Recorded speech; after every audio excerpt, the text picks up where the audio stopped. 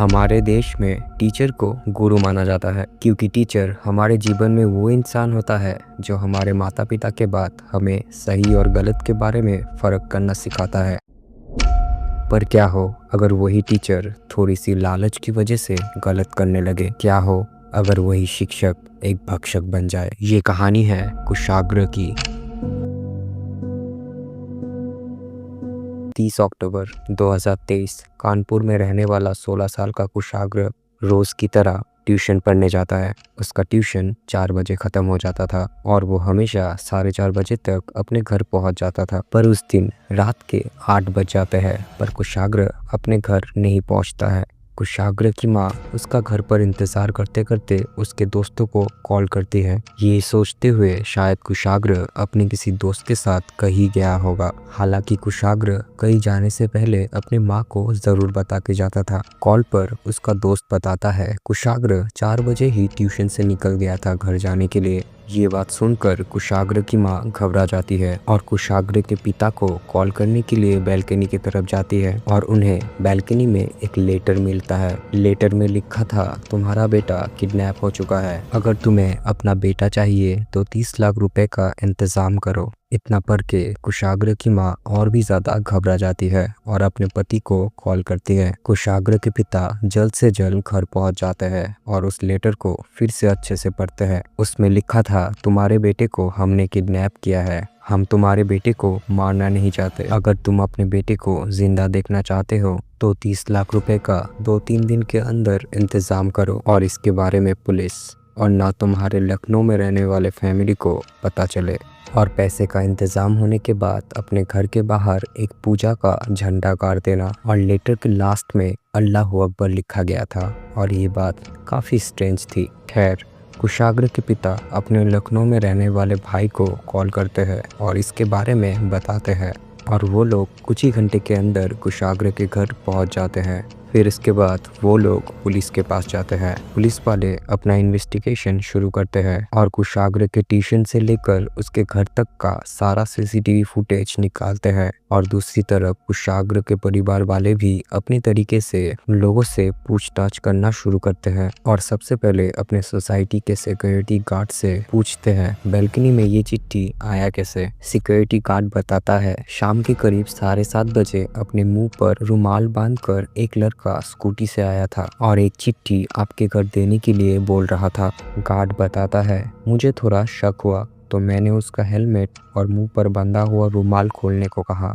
पर उसने अपना सिर्फ हेलमेट ही खोला था और जो मुंह पर रुमाल बांधा था उसने वो नहीं खोला। मुझे एक और बात अजीब लगी थी, उस स्कूटी का आगे की तरफ का नंबर प्लेट काले कलर से रंगा हुआ था और पीछे के नंबर प्लेट को कपड़े से ढका हुआ था।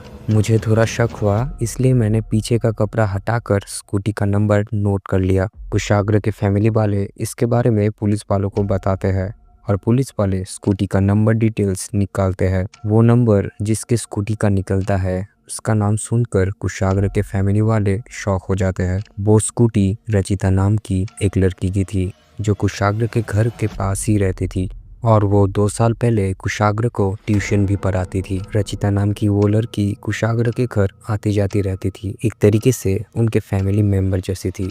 पुलिस वाले कुशाग्र के परिवार वालों को कहते हैं, आप लोग रचिता के घर जाइए और उसका स्कूटी कहाँ पर है ये पता लगाइए और उसे इस बारे में पता ना लगे कि हमें स्कूटी के बारे में पता लग चुका है। कुशाग्र के परिवार वाले ऐसा ही करते हैं और रचिता के घर जाकर बातों ही बातों में पूछ लेते हैं कि तुम्हारी स्कूटी कहाँ पर है। रचिता बताती है, मेरी स्कूटी मेरे बॉयफ्रेंड के पास है और उसका घर मेरे घर के पास ही है। कुशाग्र के फैमिली वाले रचिता को साथ लेकर उसके बॉयफ्रेंड के घर जाते हैं। वहाँ पर उन्हें स्कूटी मिल जाता है और वो लोग उस नंबर को भी मैच कर लेते हैं। कुशाग्र के परिवार वाले रचिता के बॉयफ्रेंड जिसका नाम प्रभात था उससे कहते हैं, हमारी मदद करो और ये स्कूटी लेकर पुलिस स्टेशन चलो, हमें रिपोर्ट लिखानी है। रचिता और उसके बॉयफ्रेंड प्रभात को बिल्कुल भी शक नहीं हो रहा था कि उन्हें पुलिस स्टेशन क्यों ले जा रहे हैं। इन दोनों को पुलिस स्टेशन ले जाया जाता है और पुलिस उन्हें पकड़ लेती है। उनको बिल्कुल भी यकीन नहीं हो रहा था कि उनके साथ ऐसा होगा, वो दोनों इतनी जल्दी पकड़े जाएंगे।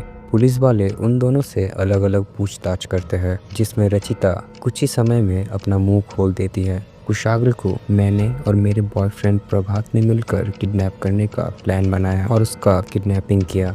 फिर उसके बाद उसके बॉयफ्रेंड प्रभात से पूछताछ किया जाता है। पहली बार में प्रभात कुछ भी बताने से मना कर देता है, पर जब पुलिस वाले प्रभात से कहते हैं कि रचिता ने सब कुछ कबूल कर लिया है, भलाई इसमें है, तुम भी अपना गुनाह कबूल कर लो। इसके बाद प्रभात भी अपना मुंह खोल देता है। प्रभात पुलिस वालों को बताता है वो 3-4 साल से रचिता के साथ रिलेशनशिप में है, क्योंकि रचिता कुशाग्र के घर ट्यूशन पढ़ाने जाती थी और उसे कुशाग्र के घर वाले फैमिली फंक्शन में भी बुलाया करते थे। और कुछ दिन पहले 13 अक्टूबर को कुशाग्र के घर पर एक पार्टी था, तो मैं रचिता के साथ गया था। और जब मुझे उन लोगों का रेपुटेशन और पैसा दिखा तो मैंने रचिता को कहा क्यों ना हम कुशाग्र को किडनैप करें और उनसे 30 लाख रुपए की मांग करें। और इसलिए मैंने और रचिता और मेरा एक दोस्त आर्यन तीनों ने मिलकर कुशाग्र को किडनैप करने का प्लान बनाया और कुशाग्र को उसकी ट्यूशन के सामने से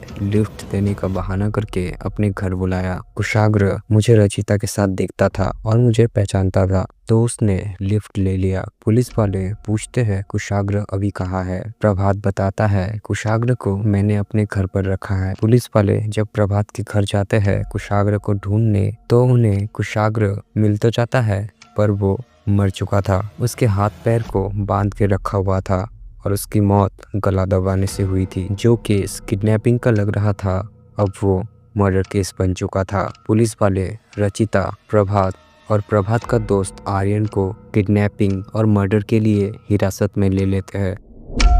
ये केस हमें सिखाता है कि हमें किसी पर भी आंख मूंद कर भरोसा नहीं करना चाहिए, चाहे वो कोई अनजान हो या कोई पहचान वाला। और एक बात, अगर आप लोगों को मेरी आवाज़ में इस तरीके का और भी रियल क्राइम स्टोरी सुनना है तो प्लीज़ सब्सक्राइब ज़रूर करें। दिस इज़ इट, आज के लिए इतना ही। मिलते हैं अगले वीडियो में।